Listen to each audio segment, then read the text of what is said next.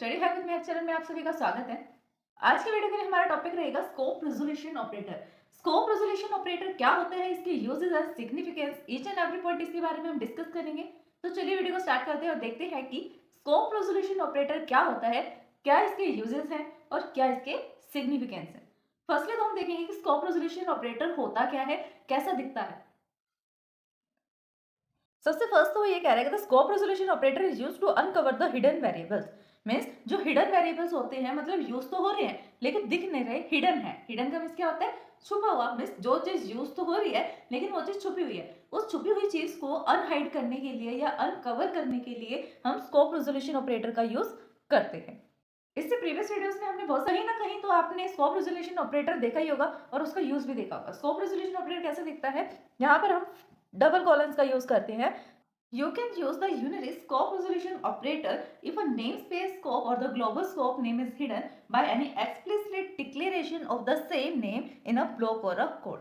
इसका मतलब क्या है कि आप यूनरी स्कोप रेजोल्यूशन ऑपरेटर का यूज कर सकते हो अगर आपने नेम स्पेस स्कोप और ग्लोबल स्कोप को, जो हिडन चीज है, हिडन नेम है या हिडन कुछ भी है, उसको अनडिक्लेयर करने के लिए, जो एक्सप्लिसिटली डिक्लेयर हो चुका है उसको अनकवर करने के लिए हम स्कोप रेजोल्यूशन ऑपरेटर का यूज करते हैं। फॉर एन एग्जाम्पल के लिए यहाँ पर हमने एक काउंट नाम से वेरिएबल लिया है। अब देखो वेरिएबल्स में और डेटा मेंबर्स में, वेरिएबल्स में और डेटा मेंबर में क्या डिफरेंस होता है? वेरिएबल और डेटा मेंबर में वही डिफरेंस होता है जो डिफरेंस मेंबर फंक्शन और एक सिंपल मेंबर फंक्शन क्या होता है? एक ऐसा फंक्शन जो क्लास में बनाया गया है, क्लास में डिक्लेयर और डिफाइन किया गया है। नॉर्मल फंक्शन क्या हो सकता है? नॉर्मल फंक्शन जो क्लास में नहीं है, मेन फंक्शन में है या मेन फंक्शन से बाहर है, कहीं भी है, बस क्लास में नहीं है, वो क्लास का मेंबर नहीं है, देन उसको हम मेंबर फंक्शन नहीं बोल सकते। सेम यही डिफरेंस होता है डेटा मेंबर में और वेरिएबल्स में। वेरिएबल्स जो है हम मेन फंक्शन में भी बना सकते हैं, ग्लोबली भी डिक्लेयर कर सकते हैं। क्लास के अंदर जो वेरिएबल्स हम लेते हैं उनको हम डेटा मेंबर कह सकते हैं, कहते हैं डेटा मेंबर। किसको कहेंगे? जो क्लास के अंदर हम वेरिएबल्स का यूज करते हैं, चाहे हम उसको डिक्लेयर कर रहे हैं या साथ के साथ इनिशियलाइज कर रहे हैं, बट बोलेंगे हम उसको डेटा मेंबर ही। लेकिन जो उसके बाहर होता है, क्लास के अंदर नहीं होता, बाहर जो हम वेरिएबल्स का यूज करते हैं उनको हम नॉर्मल वेरिएबल ही बोलते हैं। तो यहाँ पर हमने एक काउंट नाम से वेरिएबल लिया जो इंटीजर डेटा टाइप का है, एंड उसको वैल्यू जो इनिशियलाइज करी है वो हमने बाय डिफॉल्ट 0 इनिशियलाइज कर दी।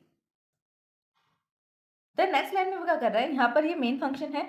मेन फंक्शन में हमने क्या लिखा? इंट मेन लिया और यहाँ पर से वॉइड पास कर दिया। जरूरी नहीं है मेन फंक्शन में से कुछ पास ही कर रहे हो, कोई जरूरत नहीं है यहाँ पर पास करने की, क्योंकि वॉइड का मतलब भी तो क्या है?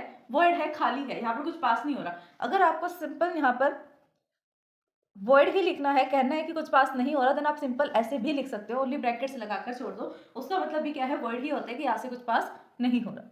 देन यहाँ से मेन फंक्शन स्टार्ट हो गया। मेन फंक्शन स्टार्ट होने के बाद यहाँ पर मेन फंक्शन के अंदर हमने वापस से क्या लिखा? काउंट की वैल्यू लिख दी, 0 इनिशियलाइज कर दी, और ये भी इंटीजर टाइप का है। ये तो हमने सेट कर दिया कि ये ग्लोबल काउंट है। ग्लोबल काउंट मीन्स जो काउंट वेरिएबल है वो ग्लोबल टाइप का है, ग्लोबल वेरिएबल है। लेकिन उससे नेक्स्ट जो हम यूज कर रहे हैं, यहाँ पर हमने इस वाले वैल्यू को, काउंट की, ये काउंट हम लोकल में भी यूज कर रहे हैं और ग्लोबल में भी यूज कर रहे हैं। ग्लोबल कहाँ होगा? जो किसी फंक्शन में नहीं है, इंडिपेंडेंट है। लेकिन लोकल कहाँ होगा? जो किसी न किसी फंक्शन में है, चाहे वो मेन फंक्शन ही क्यों ना हो। यहाँ पर ये मेन फंक्शन है, मेन फंक्शन के अंदर यहाँ पर काउंट है, काउंट की वैल्यू 1 कर दी। ये एक हमने यूज किया scope resolution operator. Scope resolution operator का जो यहाँ पर यूज हुआ है वो ये हुआ है कि हम इस ग्लोबल वाले वेरिएबल की वैल्यू को चेंज कर सके। किस लिए यूज हुआ है? ग्लोबल वेरिएबल को चेंज करने के लिए। अब ग्लोबल वेरिएबल की वैल्यू क्या होगी? क्या होगी ग्लोबल वेरिएबल की वैल्यू? यहाँ पर हो गई 1। मीन्स जो ये वैल्यू थी वो अब चेंज होके 1 हो गई। ठीक, ये था एक लोकल।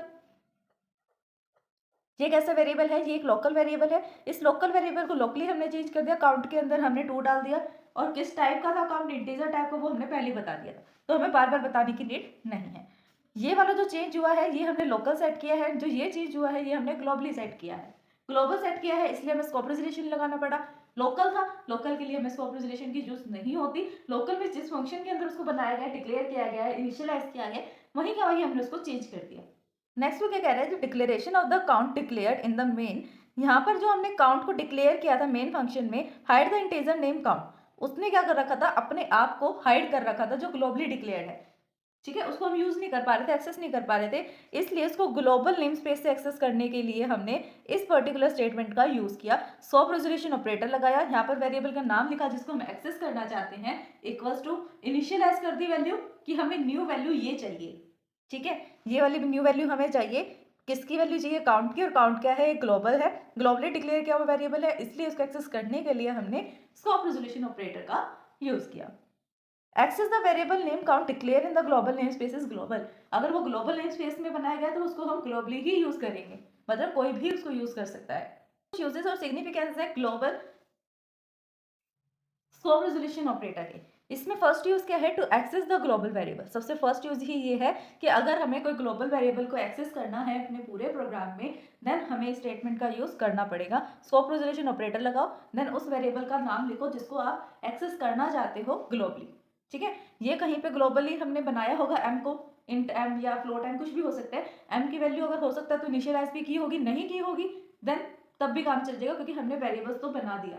ठीक है, उस वेरिएबल को बनाने के बाद अगर हम चाहते हैं ना कि हम अपने मेन फंक्शन में या मेन फंक्शन के अलावा भी किसी भी फंक्शन में उसको एक्सेस करना चाहते हैं, तो एक्सेस करने का तरीका है स्कोप रेजोल्यूशन ऑपरेटर लगाओ, देन उस वेरिएबल का नाम लिखो। अगर आप सपोज को यहाँ पर चाहते हो कि इसकी कुछ वैल्यू भी इनिशियलाइज हो जाए, देन क्या लिखोगे, स्कोप रेजोल्यूशन ऑपरेटर लगाओगे, स्कोप रेजोल्यूशन ऑपरेटर लगाओगे, वेरिएबल का नाम लिखोगे, जो भी यहाँ पर आपको वैल्यू इनिशियलाइज करनी है वैल्यू इनिशियलाइज करो, देन सेमीकोलन लगा दो। फर्स्ट यूज हो गया ग्लोबल वेरिएबल को एक्सेस करना। सेकंड यूज क्या है, to define the function outside the class. एक क्लास में हमने कोई फंक्शन डिक्लेयर कर दिया। ठीक है, क्लास ए है, ये है क्लास ए।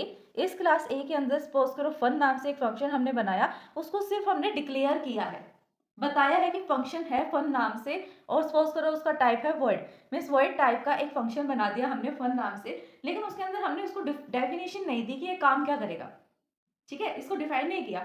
अगर हम चाहते हैं कि इसको हम यहाँ की यहाँ डिफाइन ना करके इस पर्टिकुलर क्लास के बंद होने के बाद हम इसको डिफाइन करें, देन उसके लिए भी हमें स्कोप रेजोल्यूशन ऑपरेटर यूज करना पड़ेगा।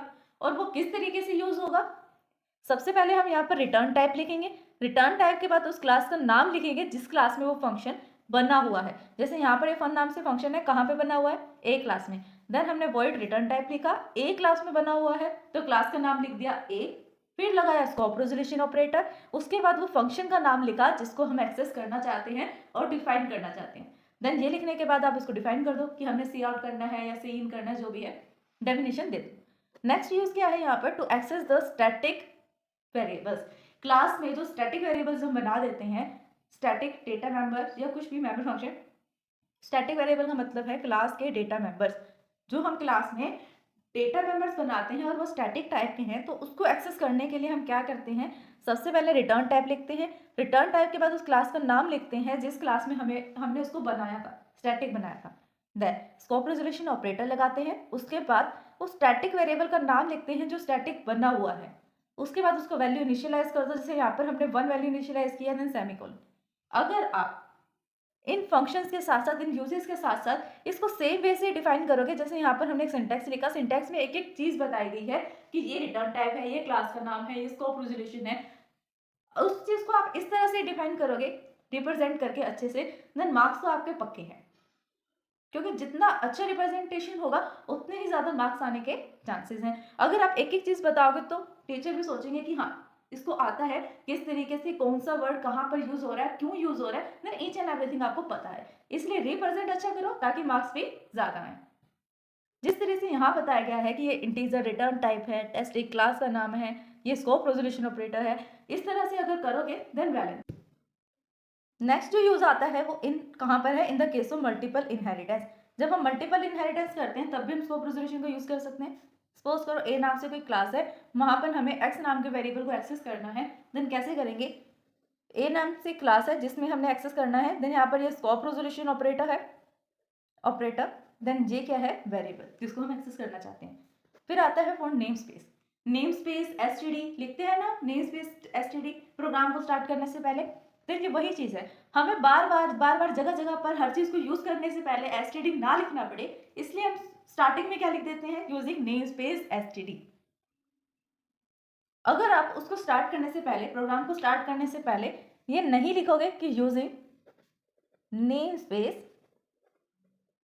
STD, then semicolon. अगर ये लाइन आप नहीं लिखोगे ना तो जगह जगह पे जहाँ कहीं भी आप उनके फंक्शंस का, उनके कीवर्ड्स का यूज कर रहे हो तो हर जगह आपको एसटीडी और साथ में स्कोप रेजोल्यूशन लगाना पड़ेगा। जैसे अगर आपको सी आउट यूज करना है ना तो सी आउट को यूज करने से पहले आपको एसटीडी स्कोप रेजोल्यूशन लगाना पड़ेगा। एंडल यूज करना है तो एसटीडी और स्कोप रेजोल्यूशन लगाना पड़ेगा। इंडिपेंडेंट चीज को अगर आप यूज करना चाहते हो फिर आपको हर जगह पर साथ साथ ये लगाना पड़ेगा। अगर आप नहीं चाहते कि आप जगह जगह पर ये लगाओ तो एक सिंपल सा प्रोग्राम स्टार्ट करने से पहले हेडर फाइल्स को इंक्लूड करने के बाद ये एक सिंपल सी लाइन लिखनी है कि यूजिंग नेम स्पेस एसटीडी। इससे आप क्या कर सकते हो, यूज कर सकते हो उसको ग्लोबली और इंटरनली। तो लास्ट यूज आता है स्कोप रेजोल्यूशन का, वो आता है refers to the class inside the another class, means nested class. जब कभी भी हम नेस्टेड क्लास को एक्सेस करना चाहते हैं तब भी हमें स्कोप रेजोल्यूशन की नीड पड़ेगी। जैसे यहाँ आउटर नाम से क्लास बनी है, क्लास के पब्लिक सेक्शन में हमने एक डेटा मेंबर बनाया है एक्स जो इंटीजर टाइप का है। फिर उसके बाद हमने इनसाइड नाम से एक क्लास बनाई है, आउटसाइड के अंदर ही इनसाइड नाम से क्लास है, उसके भी पब्लिक सेक्शन में एक्स नाम से ही एक इंटीजर टाइप का डेटा मेंबर है। देन एक वाई नाम से इंटीजर टाइप का स्टैटिक डेटा मेंबर है। देन यहाँ पर ये इनर इनसाइड क्लास जब बंद होगी यहाँ पर आउटर क्लास बंद होगी। अगर हम चाहते हैं कि इस वाई की वैल्यू को हम सेट करें तो इस वाई की वैल्यू को सेट करने के लिए हम कैसे उसको एक्सेस करेंगे।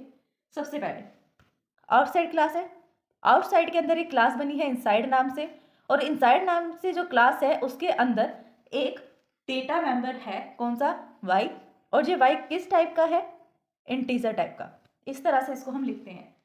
सबसे पहले बाहर वाली क्लास का नाम आउटसाइड क्लास, आउटसाइड क्लास के अंदर हमने इनसाइड नाम से एक क्लास बनाई है, इनसाइड क्लास के अंदर एक डेटा मेंबर है वाई नाम से, उस वाई नाम के डेटा मेंबर का टाइप क्या है, इंटीजर, उसको हम वैल्यू देना चाहते हैं इक्वल्स टू में 5। देन यहाँ पर हमने इनिशियलाइज करने के बाद सेमीकोलन लगा दिया। आई थिंक ये चीज़ थोड़ी कंफ्यूजिंग लगेगी आपको, लेकिन इतना भी कंफ्यूजिंग नहीं है, सिंपल सी बात है। बाहर वाली क्लास का नाम, अंदर वाली क्लास का नाम, मतलब अंदर अंदर चलते रहो। सबसे पहले यहाँ पर आउटसाइड था, आउटसाइड के अंदर जाओगे इनसाइड आएगा, इनसाइड के अंदर जाओगे यहाँ क्या आ रहा है, यहाँ पर वाई आ रहा है, और वाई क्या है, डेटा मेंबर। और ये डेटा मेंबर किस टाइप का है, इंटीजर टाइप का। अब आपको ये तो पता ही होगा ना, चाहे हम कोई डेटा टाइप ले रहे हैं, मेंबर ले रहे हैं, कुछ भी ले रहे हैं, फंक्शन है, वेरिएबल है, कुछ भी है, तो सबसे पहले हम डेटा मेंबर, डेटा टाइप को लगाते हैं। और डेटा टाइप ये तो नहीं है यहाँ पर हम लगाएंगे, नो, गलत। हम डेटा टाइप को फ्रंट पे लगाते हैं सबसे पहले, इसलिए ये अंदर अंदर तो चल रहा है, लेकिन जो इंटीजर है ये बाहर लगेगा। लगी होगी, समझ में आया होगा सारा कॉन्सेप्ट। आज की वीडियो के लिए बस इतना ही। अगर इस वीडियो को समझने में आपको कोई भी डाउट आता है देन आप हमें कमेंट करें। अगर आपको हमारी वीडियोस समझ में आती हैं, अच्छी लगती है, देन लाइक शेयर कमेंट करना ना भूलें। Thanks for watching my video.